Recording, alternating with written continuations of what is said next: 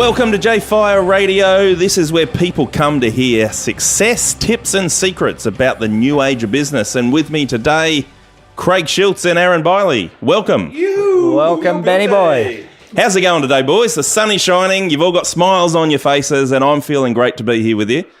How are you guys feeling to be with me? Well, no, we love being with you, Benny. It's my favourite part of the day. I know it is. Radio show, love it. And you're both starting to be stars at this whole J-Fire Radio thing. And today we're going to be talking about how do you choose a home-based business? And you guys being home-based business experts, who better to talk about than you guys? Craig, how do you choose a home-based business? Well, look, it can be a bit of a jungle. It's a bit like learning a new language when you're looking for home business. But, you got to really, I guess, choose something that's going to align with your values and your passions. They're the real two key areas that I think when I'm talking to people about what to do. You want to find something that you get really passionate about, something you believe that aligns with your values and run with that. And there's so many different opportunities out there, especially now with things like internet-based businesses. You've got eBay businesses. There's all sorts of different things out there. And I'm sure Aaron would probably share our story about looking for the perfect home business. But, I think that you really do need to find something you're going to fall in love with. I think that's a really good tip because the amount of marketing messages people are getting every single day, they're driving down the freeway, there's billboards, they're getting on Facebook and there's ads down the side, they're on the internet, ads everywhere, and a lot of people are probably going looking for that thing without looking within and finding what their core values are and what they're going to fall in love with. What do you think about that, Aaron? And how did you guys choose a home-based business? Yeah, no, I totally agree with what Craig said, is that passion's going to get you over the line long term. So what are you aligned with? What are you passionate? What do you can see yourself doing? So I always say start with the end in mind and then start your research. So for me, I wanted something, and look, I've always been a big thinker, and I'm not saying this is for everybody. Some people are just after an extra $2,000 a month, so I don't have to go back to work and stay home with the kids, and that's going to make ends meet perfectly. For me, though, I was looking for something I could earn a 7-figure residual income from. And so I had to start with the end in mind. Is this particular home-based business going to get me there? Or is it going to be too slow? Is the income not going to be enough? Okay, it's a good home business, but it's not residual. And so if you're looking at things like, for me, if I'm looking at doing a lawn mowing round or a bookkeeping home-based business or an eBay business, they may not necessarily be residual income for me, and certainly not the income I was looking for. So I had to find a business model where I'd seen other people, I'd seen social proof of people making the type of income I wanted to, in the time frame I wanted to do it, and the type of income I wanted. So start with the end in mind. How do you see yourself at home? And look for a business that can get you there. So starting with the end in mind, where would somebody go to do their research, Craig? Where would you actually find this information to base your research on? Well, Aaron mentioned it started when he was looking for the best residual opportunity. He went to Dr. Google. But, and for Aaron and myself and our journey, we actually attended a group of seminars to start with, and we actually basically, they were presenting their opportunities to us, but we were really interviewing them. We were looking for the right people to work with, because that's always the most important thing. Integrity. Have they had the success that you want? Do they have what you want? Are they living the lifestyle you want? So there's all sorts of different ways. You can actually even pick up the classified ads in the paper every day and you'll find home-based business opportunities. So there's lots of different ways to find them out there, especially with the internet now. There's all sorts of different ways. But the key thing is working from home, because you don't want to be traveling in the 9 to 5 hours and you don't want to get caught in traffic with a job. So one of my friends, he's got a mortgage broking business and he works that from home, and he loves property. He's a property investor, and that just fit with him. It's certainly not way too much manual work for me of all the paperwork, but he's still at home. Yes. Okay, so he's cutting out 2 hours of commuting through peak hour traffic, and he's at least doing what he wants to do at home. So look, if someone's going to be ploughing through the internet, they've gone to Dr. Google, they're looking at all these parameters with home-based businesses, because there are a lot of opportunities out there. How do they actually narrow it down? Like, what are the sorts of things that you should be looking for? And let's just isolate it to an income situation. As far as income goes, and Aaron mentioned residual income, etc., what are the things people should be looking for in an income? We're not talking dollar amounts, I'm saying in payment structures. You can look at things like leveraging in terms of a niche and go franchising. I mean, again, start with the end in mind. And do you really want to be working 100 hours a week? Is that really the goal for you to get into home-based business? And I think social proof is important. So when I was looking, I remember whether you're starting with people or Google or wherever it may be, as the people that have gone before you that are earning the type of income that you want, the way you want to be earning it. But I think it's really important for people to get productive and proactive on it. Don't just sit there and Google, because you'll just find a million ads, a million links to click on, a million people trying to tell you how good they are, and people poaching left, right, and center, and they're hiding behind a website. You click on there, you're paying whatever you want, and there's no follow-up and support. So for people, I would recommend whichever way you're doing your research, you've found something you find interesting, the income structure is how you want it, pick up the phone and talk to somebody and really start saying, hey, do you mind if I talk to your top 5 people and actually interview them and make sure they do have a good lifestyle, they do have the income, that what you say is true. And if it's really true and they've got integrity and it's real, they'll give you those people's phone numbers. That's what I did. I said, I trust you, I listen to you, but I need to do more research. Can I talk to the actual people? So don't just sit there on the internet, click and give your credit card away. Look for that social proof and get on the phone and even go and meet with some people to make sure it's real. I've seen you guys do that yourselves in your own businesses, doing 3-way calls with people that have asked exactly the same question. So I think that's a really good tip. So let's say you found a business that you think's going to be just for you. You're passionate about what the company does and all that kind of thing. And then all of a sudden you've decided to join. What do you do next? Well, for me, look, I always look at, I guess, product relevance. So in home business, you want to find a product or service that fits with today's economy. For me, if I was to set up an eBay store selling records, that's way, way, way too niche, because now you've got downloadable things. We're on a podcast at the moment doing our own radio show. So I always look at a product range and service, or the service that I really want to work with, and I'll align with that. So that, I guess, is a really key thing. But when you're made that decision, you want to go ahead and just take the plunge and actually take action. So after the research is done, you've made your business decision, then you've actually got to move forward and actually take action and do it. So how many people, I suppose, get to that point and they say, okay, I'm going to plow through and take action? And sometimes that's the stumbling block for people. If somebody's in that situation listening now and they're going, wow, I've chosen a company, I think the products are great, I'm passionate, I'm ready to go, bust doors down and get my business going, but maybe have a bit of anxiety about starting conversations with strangers, what sort of advice would you have for those people, Aaron? Yeah, my biggest tip for people when they get started, and this comes back to your research as well, is find the person that you gel with, that you can click with the best, and get them to coach you on how to do that. And that comes down to your research too. So have you made the phone calls? Have you found people that are willing to help you? Do they have a system to teach you? Are they willing to catch up with you face-to-face on the phone for free as part of your business training? And if there's not that support and that system, perhaps another company or another group of people may be better.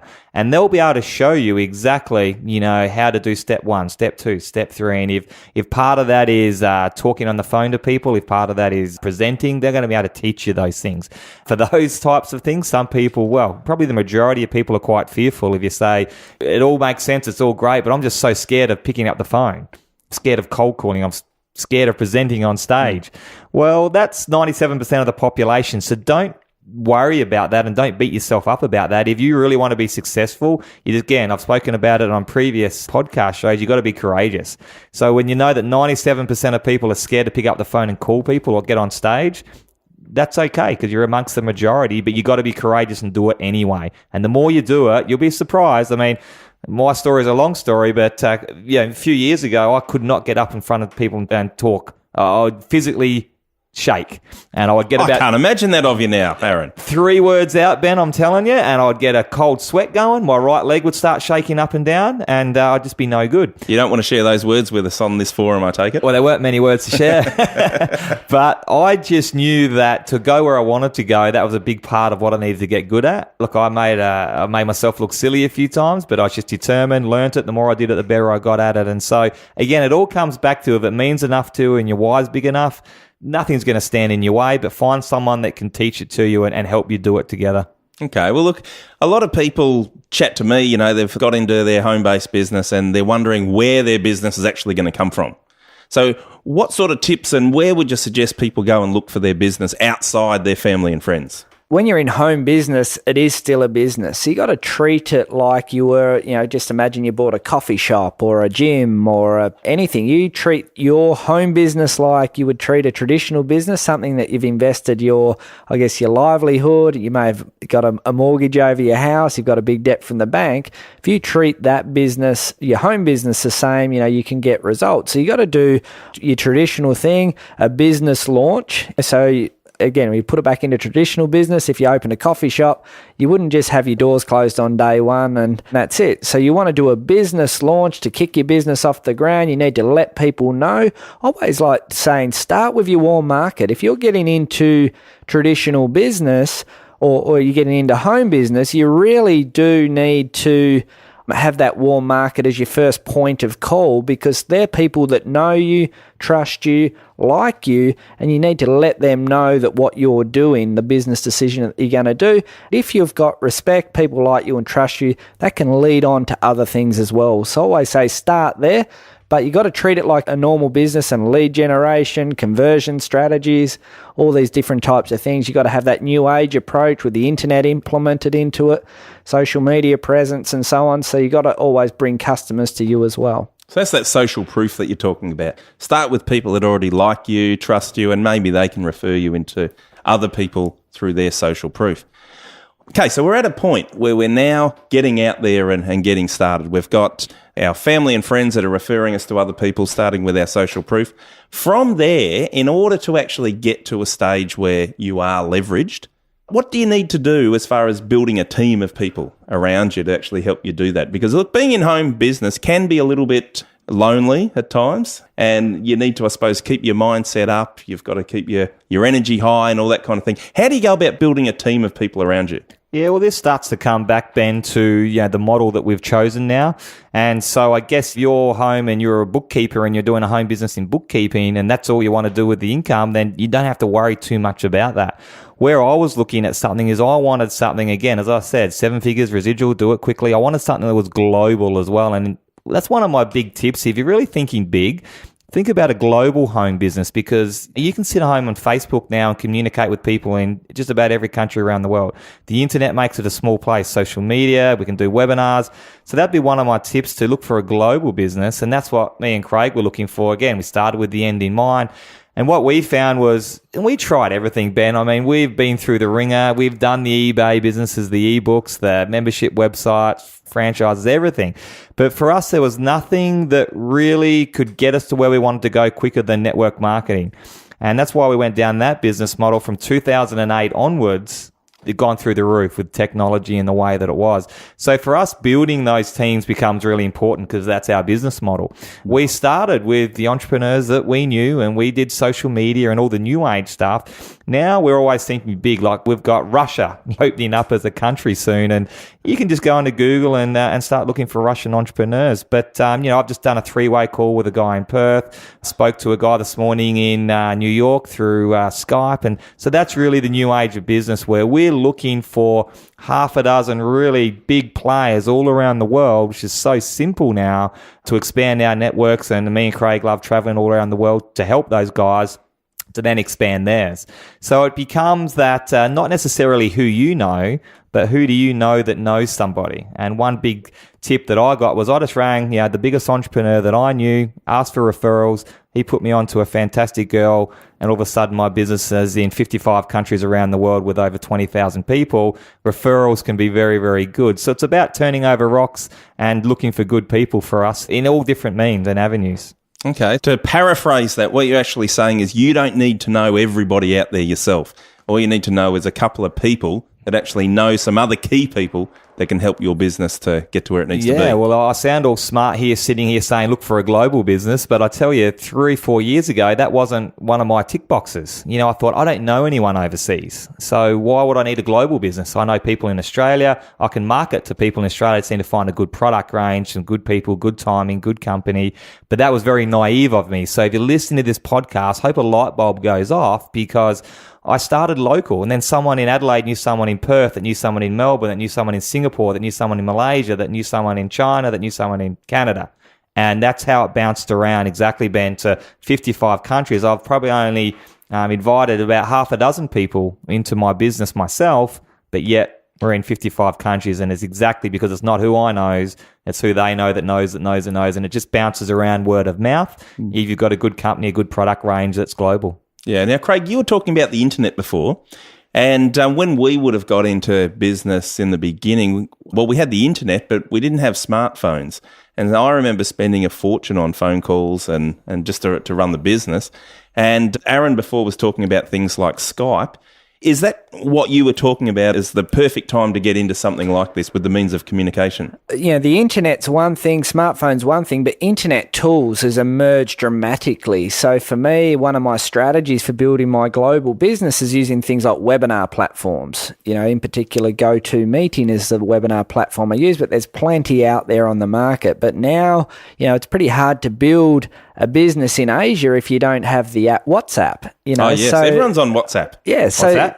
Yeah, WhatsApp. What do you say? And the other thing that we use quite regularly is Skype, but not just Skype, Skype Premium, because it allows you to ring mobile phones, landlines, and that in countries all around the world as well. So we're using internet tools to help you grow your international business. An important thing to do also, download World Clock, because yes. you get caught out. I've been caught out. I've called someone in the middle of the night just thinking that the world's in flat. the US at 3 a.m. Yes, I've been the recipient of a few of those myself too. Not from Craig, thankfully. But, these are the internet tools that can really be amazing for your business. When I travel overseas, I use Skyscanner, and I go there and I just check absolutely every different option to get where I want to go. So there's some tips on some internet tools that can actually help you if you're thinking about this more of a global approach to business. But that's not for everyone. Some people are quite happy, as I said, being a bookkeeper, a lawnmower round, a mortgage broker, selling furniture on eBay, or whatever it is. Whatever it suits your, vision and passion, that's where you go for. And the expense of these things is relatively absolutely nil, just about, isn't it? Yeah. You can use Skype for free, and yeah. I've never paid for WhatsApp yet, so I don't know if anybody else does. WhatsApp's free, and that's the other thing people should look at. Low risk, low getting into, low overheads, but high return. That's what's available in home business. Well, just before we wind up, we're almost out of time. Just rattle off a couple of these communication tools like WhatsApp. There's a whole bunch of them there. Why don't you rattle a few off for people? They might want to jump on and download them because they're definitely useful tools.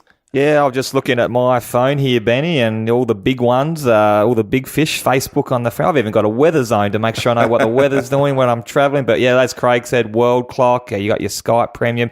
You know what I use for travel? I think Craig uses a different one, but I got a World Mate. So every time I book a flight, I get an email, I send it straight to my World Mate app, and all I do is click on there now. I see where my flight times are, who I'm flying with. Fantastic. And so it's just very simple. You got to make it as simple as you can in home business. Craig, what else have you got there? Yes, the usual ones, all your social media platforms. I stick to 3 main social media platforms, Facebook, Instagram and LinkedIn, but they're really good for building international. World Clock, Skyscanner, they're the Viber's Viber's another one, yeah. Tango. Do you tweet, boys? Do you tweet very much? Not massively, but I still have a presence on there. But people follow me mainly through Facebook, Instagram and LinkedIn.